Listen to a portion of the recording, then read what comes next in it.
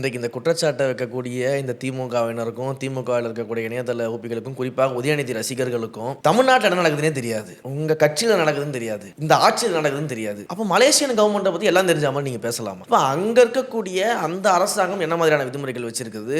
இது போன்ற ஒரு விழா, குறிப்பாக ஒரு நடிகர் இன்றைக்கு அரசியல் தலைவராக இருக்கிறாரு. ஒரு ரசிகர்களாக இருந்தார்கள், இன்று அரசியல் கட்சியினுடைய நிர்வாகிகளாக இருக்காங்க. அப்போ அவர்கள் கலந்து கொள்ள நிகழ்வுக்கு அங்கே என்ன மாதிரியான சட்டத்திட்டங்கள் இருக்குன்றது நமக்கு தெரியாது. ஸோ இன்றைக்கு அது செய்திகளாக வரும்போது தான் நம்மளே அதை பார்க்குறோம். அப்படி இருக்கும்போது இதை வைத்து இதனால தான் இங்கே நடந்தக்கூடிய விஷயங்கள்னால தான் அங்கே அந்த மாதிரியான கட்டுப்பாடுகள் விதிக்கப்பட்டிருக்கு அப்படின்னு பரப்புறதெல்லாம் ரொம்ப ஒரு கீழ்த்தரமான ஒரு செயல்.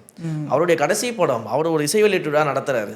உண்மையிலேயே தமிழ்நாடு அரசு அவரை கொண்டாடி இருக்கணும். அவர் திரைத்துறைக்கு ஆற்றிய பங்கிற்கு தமிழ்நாடு அரசு அவரை கொண்டாடி இருக்கணும். ஏன்னா கொரோனா காலகட்டத்தில் ஒட்டுமொத்த திரையரங்குகளும் மூடப்பட்டிருக்கும் போது, அனைத்து திரைப்படங்களும் இணையதளங்களில் வெளியாகி கொண்டிருக்கும் பொழுது, திரையரங்க உரிமையாளர்கள் எல்லாமே மிகப்பெரிய மனவழியில் இருக்கும்பொழுது, என்னுடைய படத்தை நான் ஓடிடியில் கொடுக்க மாட்டேன், திரையரங்கில் தான் நான் ரிலீஸ் பண்ணுவேன், திரையரங்க உரிமையாளர்கள் பாதிக்கப்படுவாங்க, அந்த திரையரங்கத்தை நம்பி அங்க இருக்கக்கூடிய ஊழியர்கள் பாதிக்கப்படுவாங்க, அங்க சின்ன சின்ன கடைகள் போட்டிருக்கவங்க பாதிக்கப்படுவாங்க, அந்த திரையரங்கத்தை நம்பி வெளியில கடை போட்டவங்க பாதிக்கப்படுவாங்க, என்னுடைய ரசிகர்களுமே திரையரங்கில் போய் அதை கொண்டாடணும் தான் விருப்பப்படுறாங்க.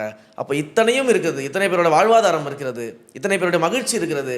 அப்போ நான் ஓடிடிக்கு போக மாட்டேன், திரையரங்கத்தை தான் என் படத்தை நான் கொடுப்பேன்னு சொல்லி மாஸ்டர் படத்தை அந்த கொரோனா காலகட்டத்தில் திரையரங்கில் கொண்டு அந்த திரையரங்கத்திற்கு திரும்ப ஒரு வாழ்வை கொடுத்தவர் நம்முடைய தலைவர் அவர்கள். அவர் அன்றைக்கே அந்த அளவுக்கு யோசிச்சிருக்காரு. அப்போ திரையுலகிற்கு அவர் ஆற்றிய பங்கிற்கு உண்மையிலே அரசாங்கம் கொண்டாடி இருக்கணும். ஆனால் மாறா இந்த அரசாங்கம் என்ன பண்ணுது?